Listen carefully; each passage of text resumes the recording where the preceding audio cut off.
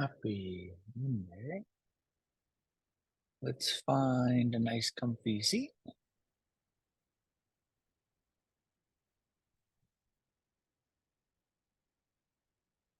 Something that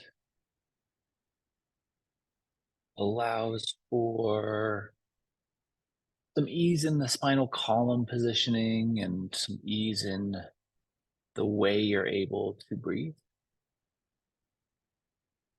And really think about how you can slow things down.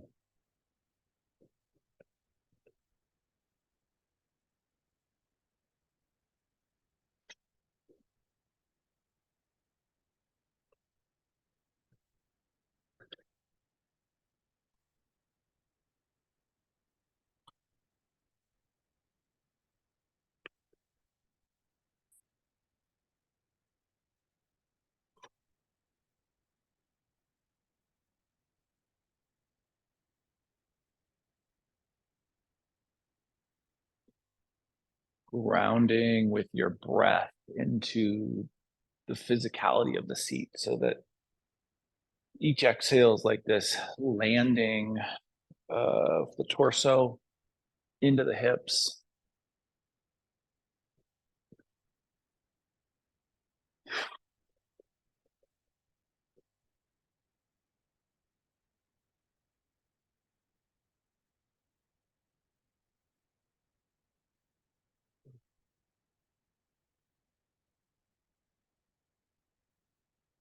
We'll give ourselves about 60 more seconds here.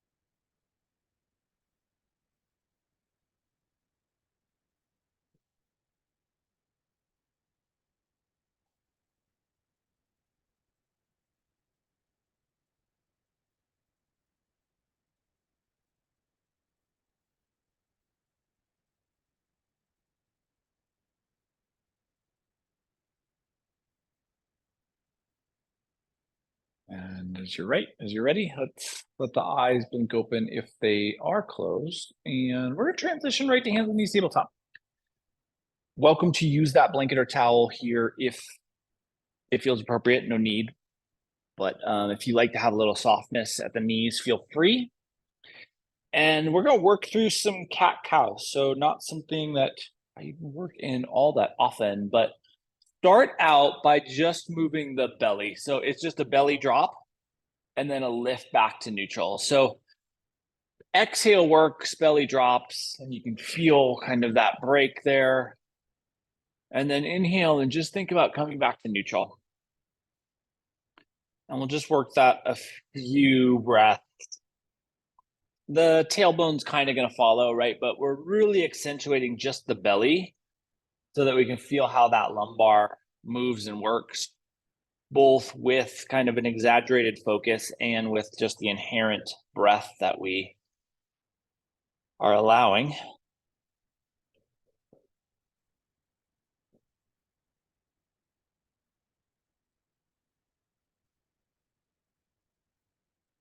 And then let's add the tailbone component to this. So we inhale and we get a little bit more of an arch. And then we exhale, belly drops a little bit further. That tailbone really lifts up.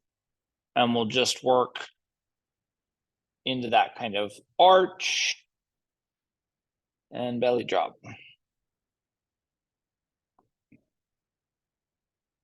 And then when you're ready, we'll add the head. So as the belly drops, the chin lifts. And as the belly retracts, the chin tucks. And really just feel now the full articulation of the spine and how that articulation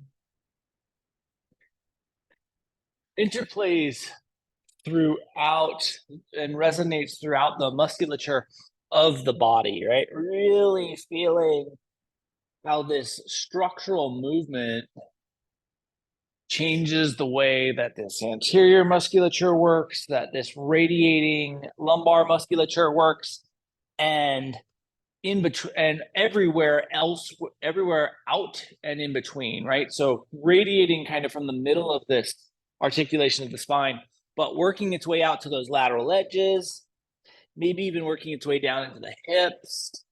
Let's do 2 more times in each shape, that arched cat shape and this dropped cow shape.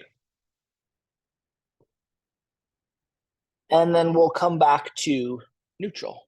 And from neutral, let's just do a traditional toe curl, roll back into down dog. Really try to feel what you've created with that spinal articulation, right? So get the depth, extract the depth from this shape as you lift those hips and push into the finger mounds to help accentuate that. And then we'll gingerly walk our way to the front of our mat. As you get to the front of the mat, let's inhale, nice big half lift. Think about flat neutral spine here. Maybe we even feel that lumbar activation, and then drop and settle back into the fold. As you drop and settle into the fold, pay attention to how the shoulders are responding. Think about keeping the tops of the shoulders and the bottoms of the ears at max distance. So we don't let those shoulders ride up, but we really stay active in that upper back musculature. And then let's roll ourselves up vertebrae by vertebrae, kind of again with that awareness on the shoulder. So there's some level of retraction, activation in the upper back as we make our way to mountain. And that's a really different way to think about the back, right? When we're keeping those shoulders really integrated, it changes the way we unfold. So finding your way into mountain and then assessing to make sure you've got into a really strong, sturdy, stable mountain pose. And slow things down again. Good full couple rounds of breath where we just recenter now in a vertical shape, fully vertical shape.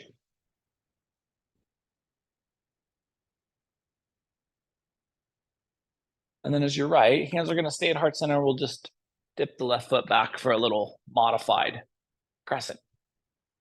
Good strong glute engagement, good neutral posterior anterior neutrality, right? Neutral trunk space. And we'll keep the hands there. You can use hand momentum if you'd like, but we're just stepping back, returning to the front of our mat. Settle once again, get the breath to be as fluid as it can be. And then right foot drops back. And we land here. Good, strong engagement in the glutes, good neutral mid-body. Just kind of checking in on this musculature. When you're ready, returning to the front of the mat. Sweeping those arms up and overhead, turning the palms towards the front of your room, and exhaling through forward fold. From your fold, let's inhale into half lift. Get that extension of the spine, this big, long neutrality. Plant the hands and let the hand plant kind of guide you back into the fold so the head drops completely. And then we'll walk all the way back to down dog. And from down dog, let's come to hands and knees. Tabletop. Lift the tops of the feet and sink back into child's pose. Let that anterior hip compression settle you here. Really think about how you can be at ease in this shape.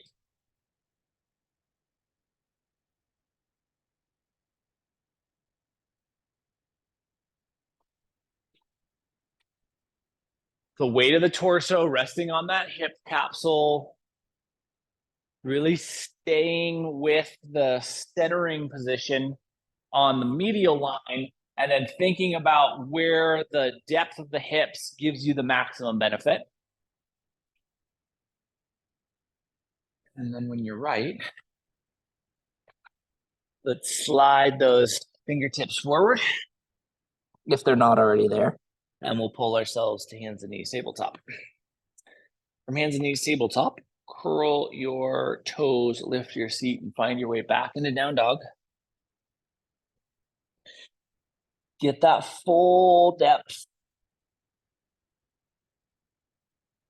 Really sink back into the hips. And we'll once again walk to the front of the mat. Inhale into half lift. Exhale back into fold.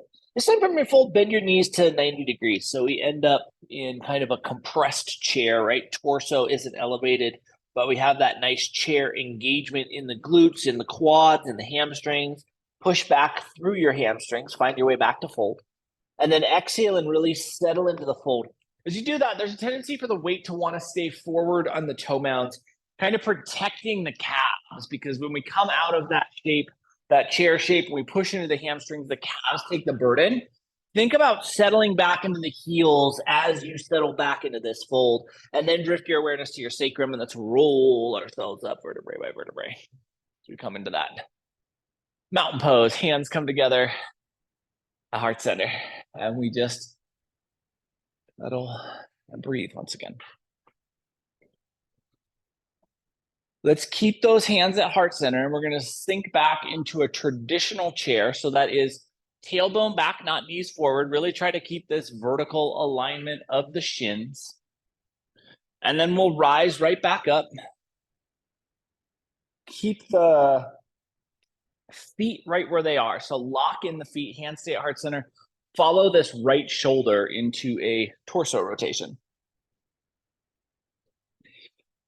If you can feel from the pec minor here all the way into that left oblique, how this twist is working with the anterior musculature. Let's come back to neutral. Once again, just check that the feet are really anchored and planted. That's where we're twisting from, more or less. So that's what's anchoring us to twist from. And then we're going left shoulder back. And we really want to keep anterior posterior neutrality. The left shoulder truly is the guide here. That helps go from pec to oblique. And then keeping those hands right at heart center and a little bit active also helps keep that anterior musculature nice and active. And we'll come right back to neutral. Keep the arms up and overhead, face the palms towards the front of the room, and let's exhale through forward fold. If you can find that little bit of extra space that you've created in your fold from that twist, that's what we're looking for here. And then let's plant our hands and we'll walk to plank. So we get some good strength here in plank. And then slowly lower yourself to your belly. Hands stay right where they are. Fingers splayed out nice and wide. Flip the tops of the feet. Flex the quads so the kneecaps can lift. Lift your forehead a pretty good amount. So like pretty good amount for me, right? 3 or 4 inches. It's a subtle, it's a baby cobra. The subtlety here is we're activating the musculature in the thoracic spine at that kind of thoracic shelf just below the shoulder blades. And we're really pushing the head out towards the front of your room.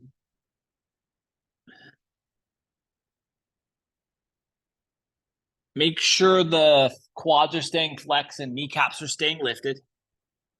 And then relax, slide your hands underneath your forehead. Let your head rest on those stacked hands for a little crocodile pose. Really think about breathing and easing into this space, kind of maximizing the benefit of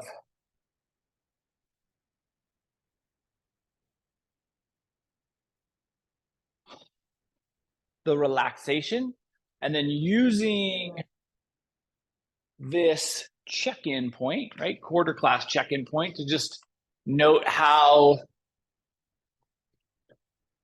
the torso musculature in particular, we've been pretty torso heavy. We have that little activation of the calves that's kind of acute. So you may be feeling some calf activation there, but see how we're feeling in the torso and what we need to do to get everything where it needs to be in this next 3/4 of class.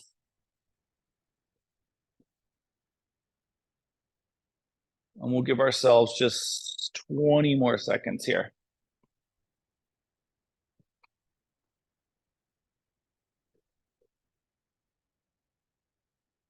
Bringing yourself back to the fluidity of your breath and finding our way to ease.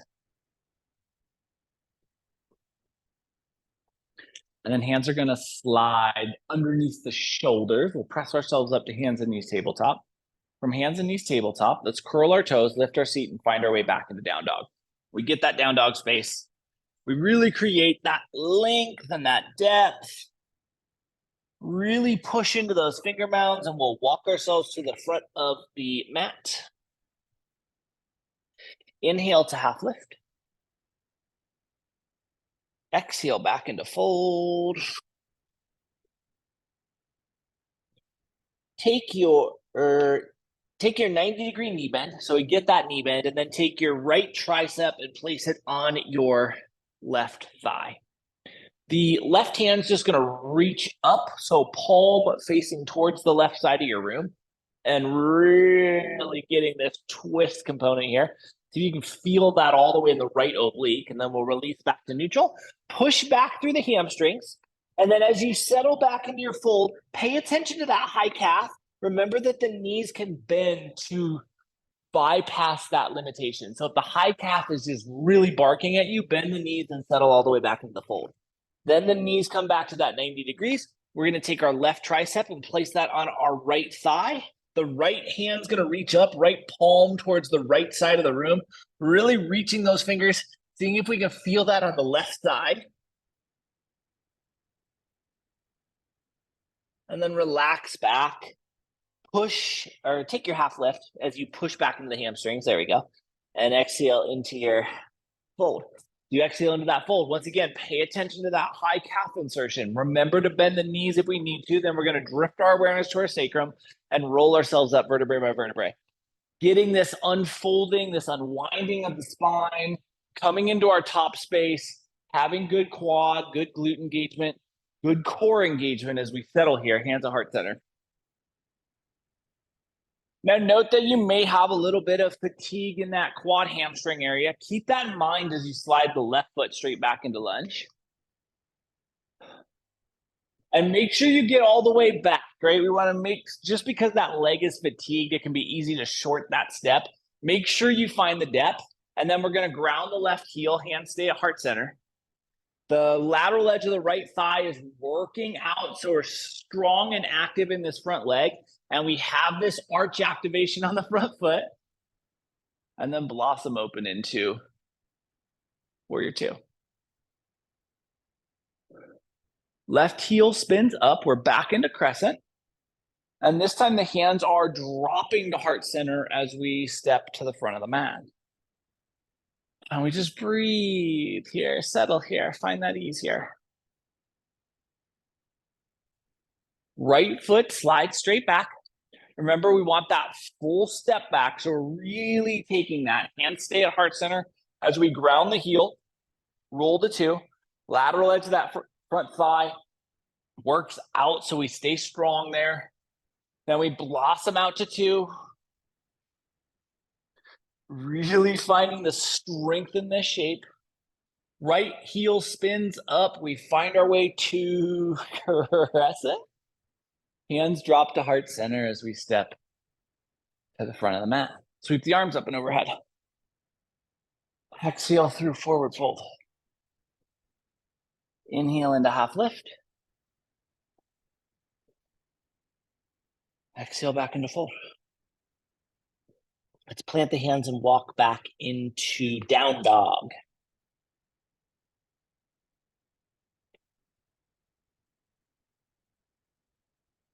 Get that full depth once again. Find that space. Then come down to hands and knees, flip the tops of the feet, and we're going to settle back into child's pose.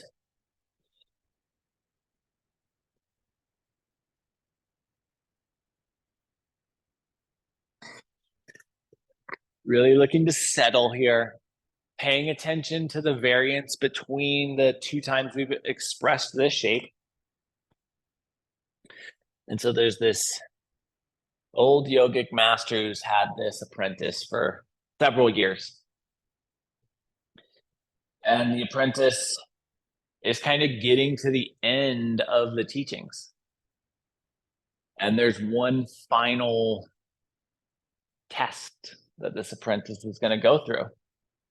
The yogic masters brought him over and he says, this is how it's going to go. We're going to send you out into the jungle. You're going to take no food. You're going to take no water. You're only going to have the clothes you're wearing. And you're going to go out into the jungle for 3 days. And after the third sunrise, you start to come back. And I will be here or I will greet you on the path, depending on how long it takes you to return home. Give ourselves about 20 more seconds here.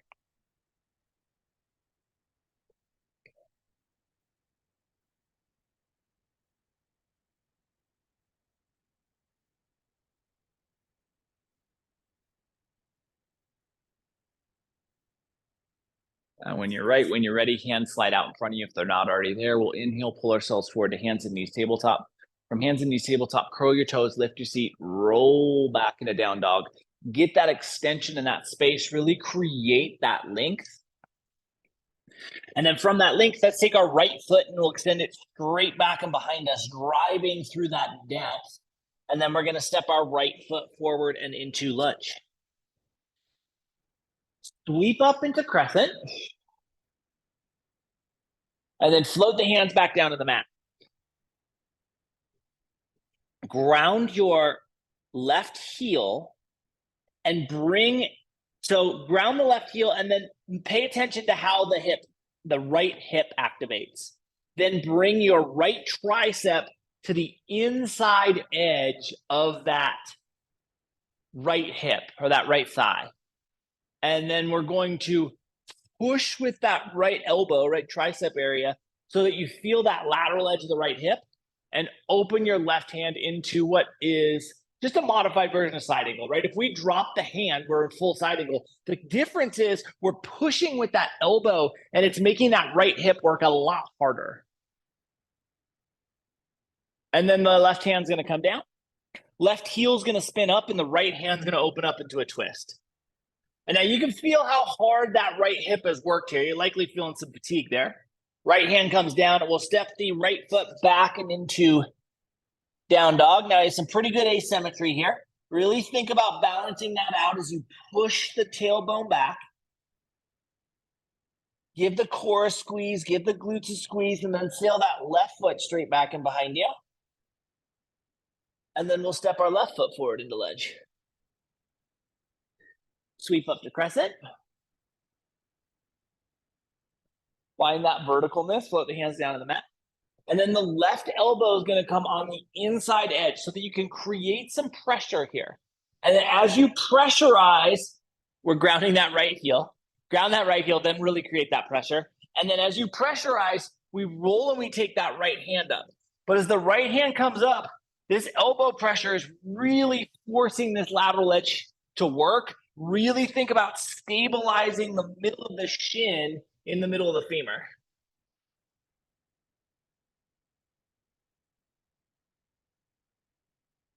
And then right hand comes down, right heel spins up, left hand goes up into the twist. You can still feel that fatigue that we put, the effort that we needed from that left hip. Left hand comes down, we'll step back into a big open version of down dog. Really think about pressing back into that hip space, driving that length here.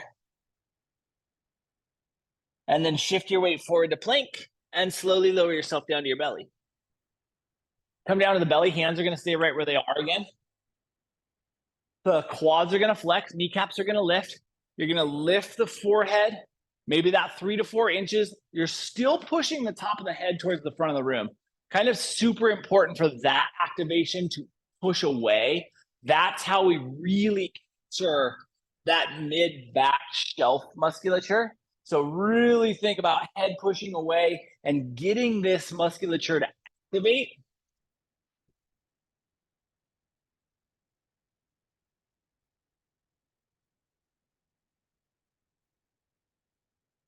And we're going to hold this for 15 more seconds.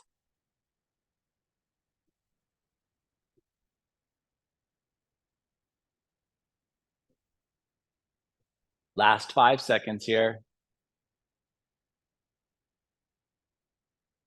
And relax. Slide your hands underneath your forehead for a little crocodile pose. And we just breathe here.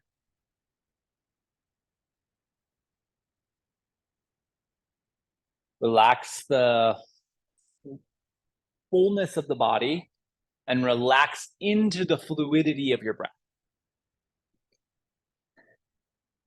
And so this yogic master says, to the apprentice, he says, just show up tomorrow before sunrise and I'll send you off in the path you're going to head. And so the apprentice does as he's told. He shows up the next day and the yogic master doesn't say anything. He just points in a direction. And the apprentice turns and he walks in the direction that he was pointed.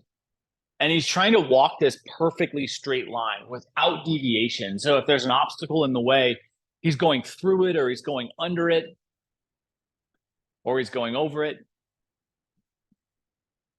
But he's just taking this perfectly straight line.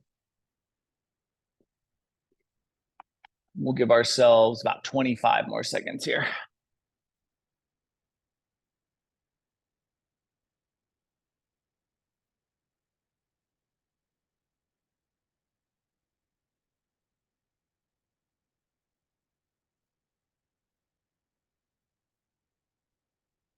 Last 5 seconds.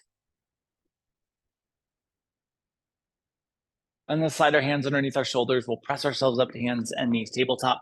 And from hands and knees tabletop, we're going to plant the toes. So we have strength in the toes and then just lift straight up into plank. Get that glute flex, then shift back into down dog. Then come right back forward into your plank. Lift the seat back and send the right foot straight back and behind you. Then step the right foot forward into lunge. Sweep yourself up into crescent. Find that strength. Float the hands down on the mat. And we'll step the right foot back and into plank. Seat lifts, down dog. Shift forward to plank. Lift the seat back into down dog. And then the right foot is going to extend back again. So second time, right foot goes back. Then we'll step the right foot forward into lunge. Left heel grounds. Left hand takes us to warrior two. Settle there. Big wide space. Use the extra hip space now. So our warrior two here should be deeper than the first time we were in this shape. Then left heel spins up. We take ourselves into crescent. Float the hands down to the mat. Right foot steps back into plank. Lift the seat into down dog. Shift forward into plank. Lift the seat back into down dog. And one more time, let's take our right foot and extend it straight back and behind us. And then step your right foot forward into lunge. Left heel grounds once again. Right hand's going to come to the medial edge, big toe edge, and let your left hand open up into a side angle. Now we should have a good amount of space for side angle. We've worked these lateral lines, both top and bottom, so left and right side, pretty strongly.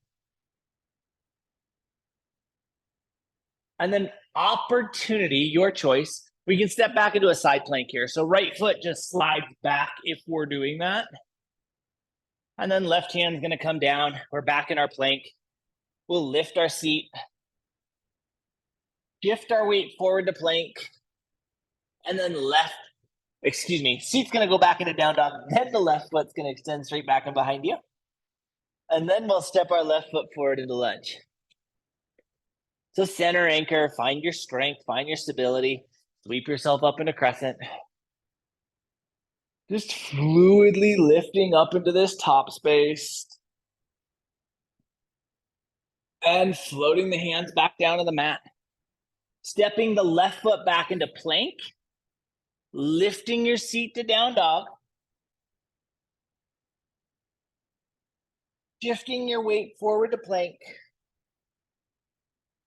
lifting the seat back to down dog, sailing the left foot straight back and behind you, and then stepping that left foot forward into lunge.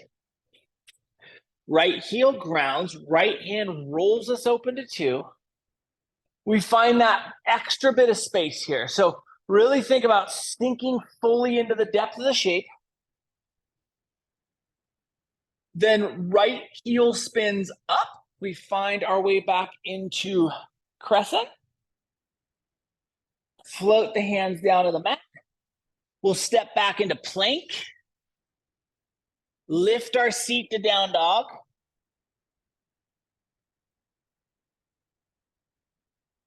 Shift forward to plank. Lift the seat back to down dog. Sail the left foot straight back and behind you last time. Step your left foot forward into lunge. Ground the right heel, left hand comes to the medial edge, and we take that right hand up into side angle. It's a big, expansive side angle, right? We want to use all this space we've created. And then if it feels right for you, we plant that left hand, we slide the left foot back for side plank. Right hand comes down, we shift back into down dog. Come down to hands and knees, tabletop, flip the tops of the feet, and glide back into child's pose. Just landing here in child's pose, a very well-deserved child's pose, where we settle and anchor.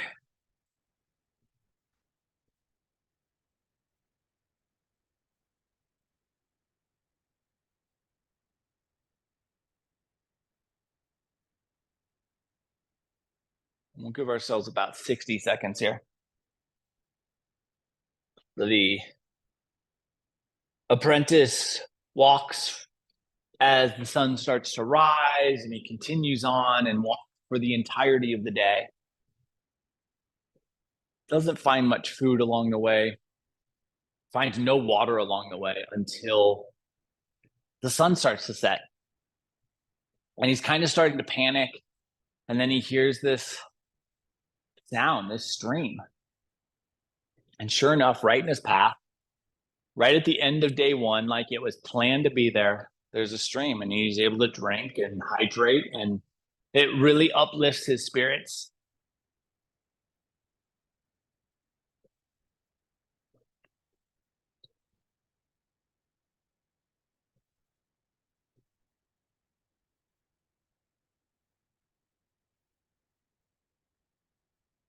And then when you're ready, let's slide our fingers in front of us. If they're not already there, we'll pull ourselves forward to hands and knees tabletop.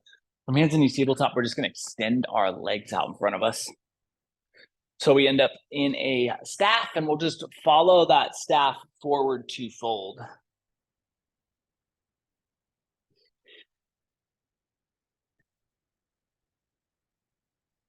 Remember, the knees can bend. Remember to give yourself the appropriate amount of adjustment so that you maximize the benefit of this shape.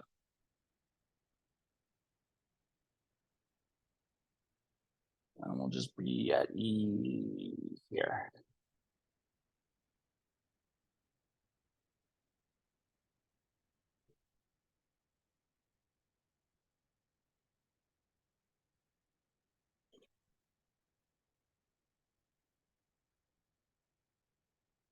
And let's give ourselves 20 more seconds.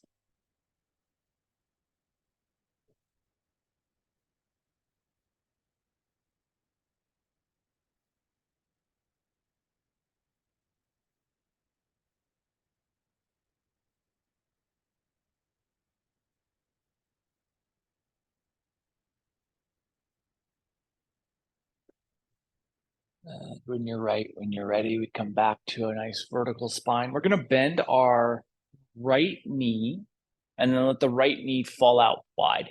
So we end up in a figure 4.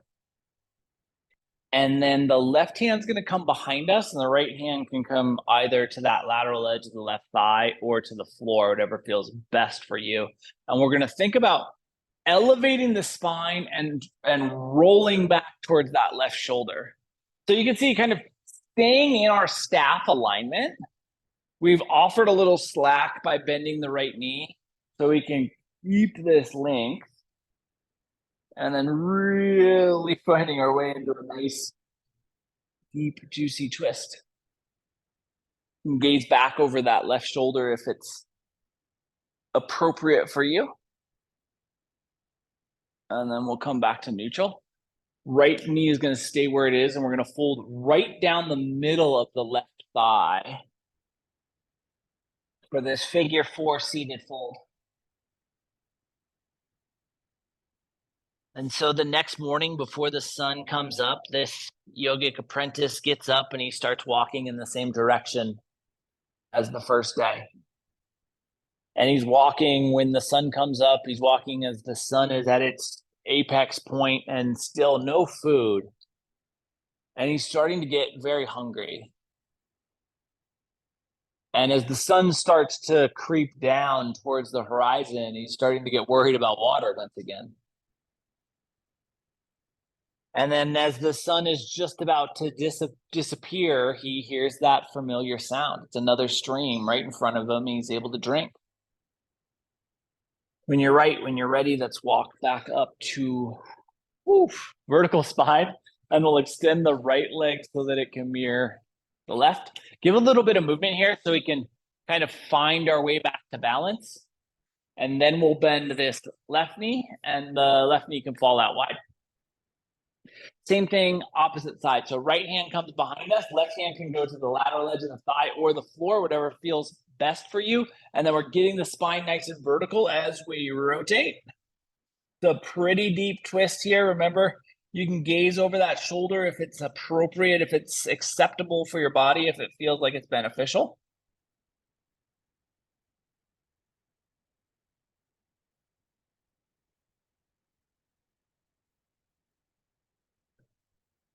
And then when you feel like you've had a balance left to right, we'll come back and we're going to fold right down the middle of that right thigh.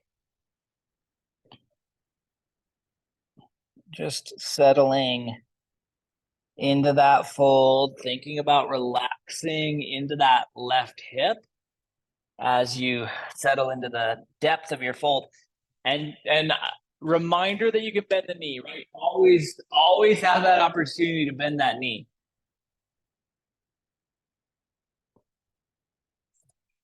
And so day 2 ends up being about identical to day 1. And then the third day he gets up and he starts walking in the same direction. And he is incredibly hungry at this point, just famished. And as the day continues on, he gets more and more thirsty, and he's hoping, he's kind of expecting his master has sent him out into this particular path because it has the perfectly spaced water, and everything he needs is going to be provided. And he just starts to trust that. But as the sun starts to creep away, he doesn't hear anything. And he finds this kind of tree in this open meadowish area. And as the sun's disappearing, he decides he's just going to stay there. When you're ready, we'll walk back up to vertical, extend the left leg so that it can mirror the right. And then one more time, we'll follow this forward into a fold. So he sits down against this tree, just completely exhausted, dehydrated, hungry. And he hears this rustling in the grass out in front of him. And it's very hard to see, there's moonlight, but that's it. But he eventually adjusts and he makes out the fact that there's a fox. And he gets up to go over towards the fox, kind of hoping to scare it off, but the fox doesn't move. And eventually he gets close enough to see that the fox doesn't have legs. And it's almost at the instant he recognizes this fox doesn't have legs, he hears the most terrifying sound he can think of. It's this thudding of a huge footprint. And he sees these eyes, and there's this giant tiger in front of him. And the tiger has this dead rabbit hanging in its mouth. And he slowly creeps back to his tree, just trying to be as silent as possible, trying not to disturb the tiger. When you're ready, we're walking back to vertical, and then we're headed onto our backs. If you grab that blanket that you have, that's ideal. If you don't have one, it's all good. And we just settle here. And now we appreciate what we've done, right? So he backs up to this tree, and he's terrified that this tiger is going to have noticed him. But the tiger pays him no attention. It drops this rabbit in front of the fox, and then it disappears back into the jungle.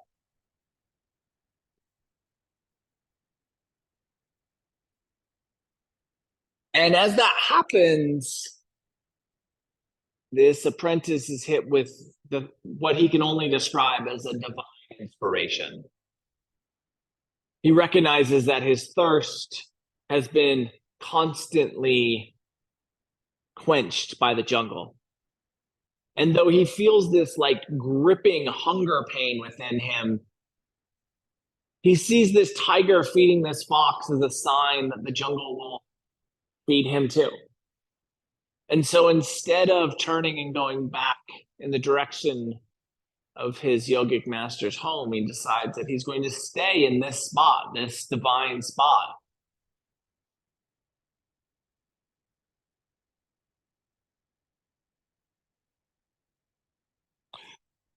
We'll give ourselves about 30 more seconds just to settle in here.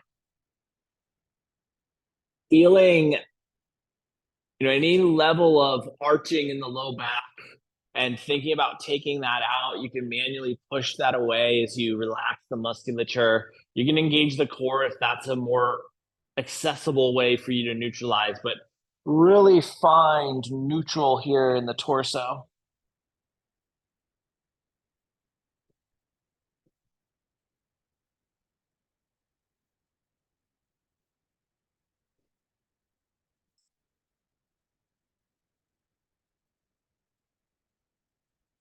And then when you feel right, if you do have that blanket towel, we're going to take that and we're going to give ourselves a little elevated supported bridge. So creating a block-esque shape. We're just sliding that underneath the tailbone here. We want to have a little bit of a lift and a little bit of an area for our torso to drop back into that neutral stability. If you don't have the blanket or towel, just keep the neutral and really think about how you can continually accentuate neutral in the lumbar as you inhale and exhale.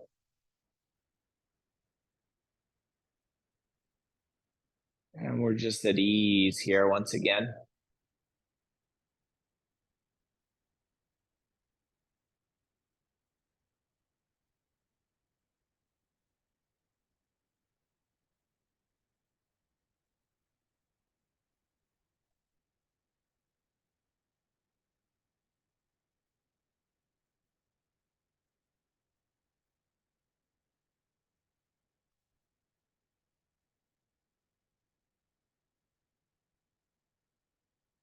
And so the next day, as the sun comes up, this yogi should be heading back, but he stays. And he sits underneath this tree with his eyes closed and his spine vertical, his legs crossed in easy pose. And he starts to meditate on how the jungle will provide. And during his meditation, he hears that same terrifying thud of a large cat stepping into the clearing. And he opens his eyes. He doesn't move a muscle. He just opens his eyes and he sees that again, this tiger is holding this rabbit. It drops it in front of the fox and then it disappears back into the jungle. And after some amount of time, he goes back into his meditation and eventually the sun goes down. Back at his yogic master's house, is beginning to worry. We're now 5 days into a 3 day adventure, and there's no sign of this young apprentice.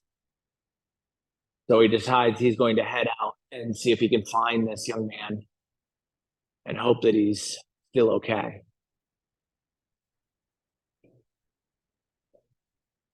When you're ready, we're going to lift our tailbone high enough to slide that prop out from underneath us. Tailbone comes back down to the mat and we'll start to sway the knees side to side as we land, exploring here the hip space you've created and that hip lumbar integration through the movement.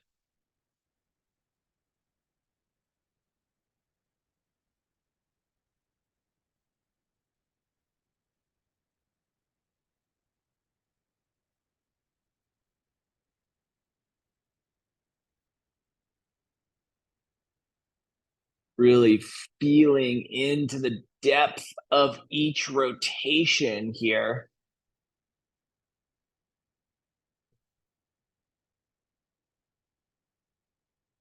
And then eventually we're going to let our knees fall over to the left.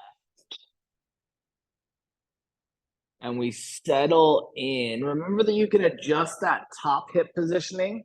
You can adjust the bottom hip positioning too, right? If you feel like you're more comfortable with the hip stacked, draw that bottom hip underneath you and let the top hip settle on top. You can also push that top hip further into the twist if that feels appropriate for you tonight.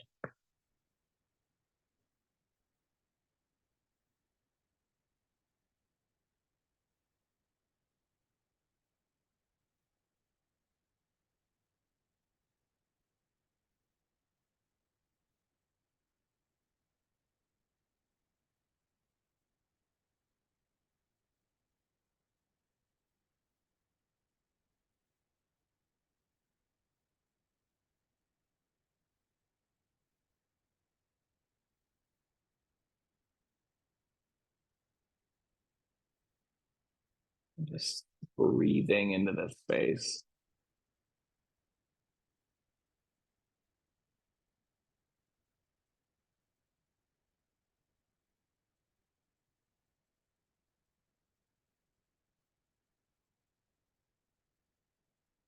Thinking about those lateral lines and how you've opened up space for rotation. And then we'll bring our knees back to neutral and eventually let the knees fall over to that second side, the right side.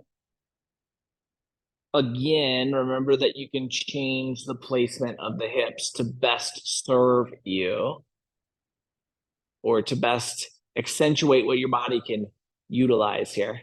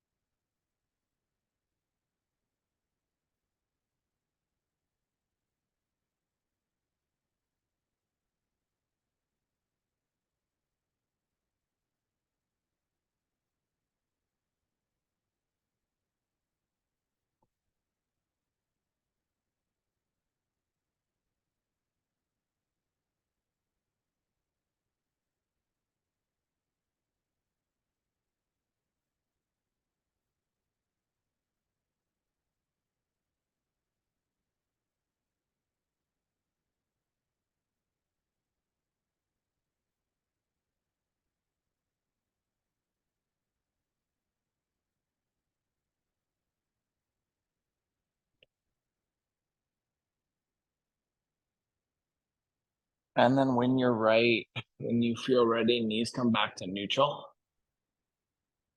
And give yourself any last little bit of movement here, any adjustment, any rocking, swaying that your body can use. Think about if there's anything that would be maximum benefit. And if there is, make those adjustments, offer those shapes. And then eventually we'll find our way back into some ease.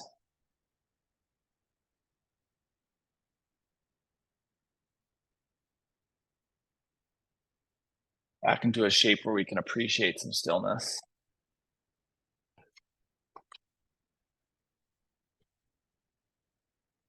And from that stillness, we'll make our way into a shape where we can appreciate Shavasana.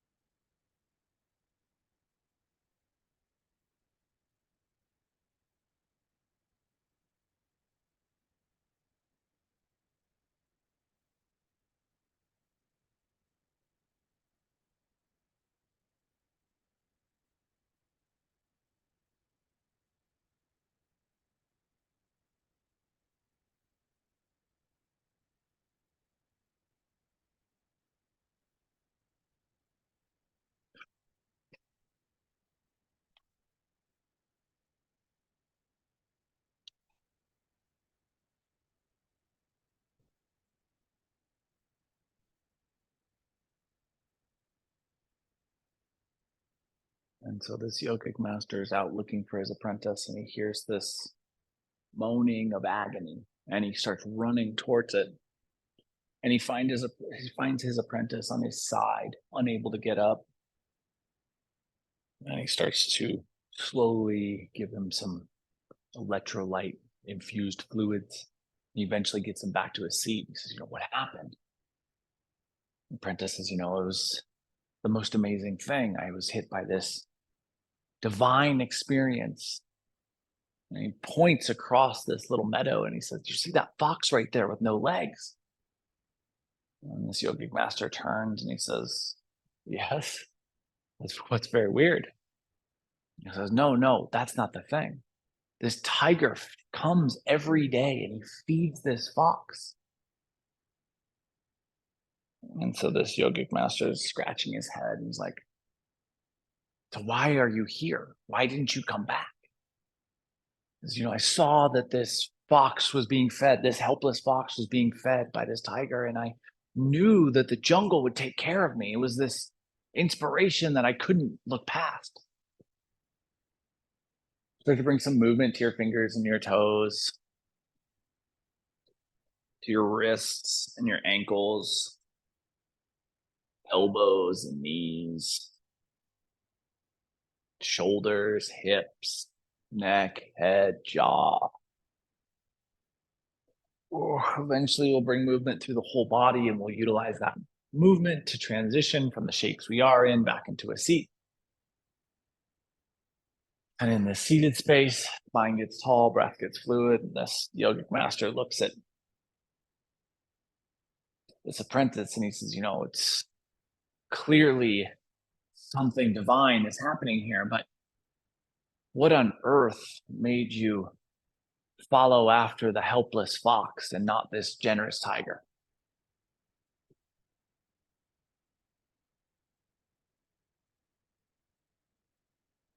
With our next inhale, we'll bring our hands together, heart center.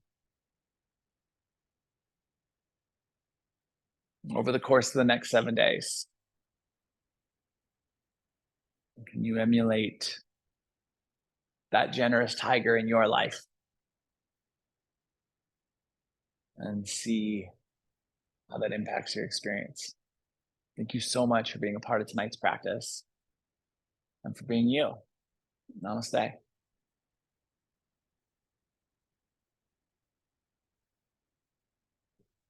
Happy Monday, guys. Appreciate the heck out of you being here. We will do this again next Monday, and I will see you on Sunday if you want to recharge. Have a beautiful week. Love you. Mwah.